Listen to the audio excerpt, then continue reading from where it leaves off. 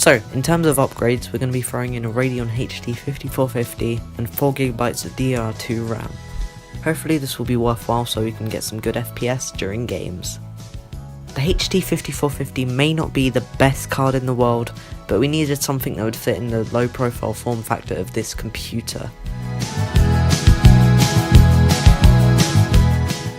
So yeah, we've now got 4GB of DDR2 RAM, a Radeon HD 5450, and don't forget, the best CPU in the world, the AMD Athlon 64.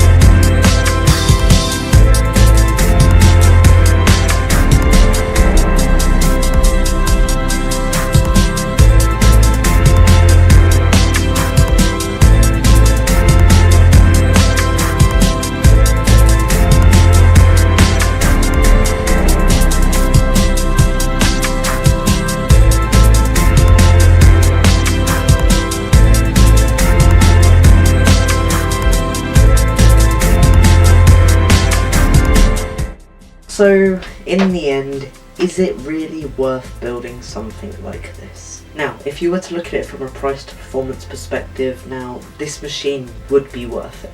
However, if you spend that extra 10, 20 pounds on a better system, you'd always get better performance. Because I feel like the only bottleneck in this system is the dual-core AMD Athlon. But apart from that, it's a great system if you want to get 30 FPS in most of your games. Now, if you wanted to run the newest Crysis game, no, don't even think about that. But as a budget gaming computer for light gaming, it's perfect. You've got all the parts you need, you've got all the specs, and it's great for that. But just because we've got bad performance doesn't mean we have to have bad looks. Which is why we're doing some modifications.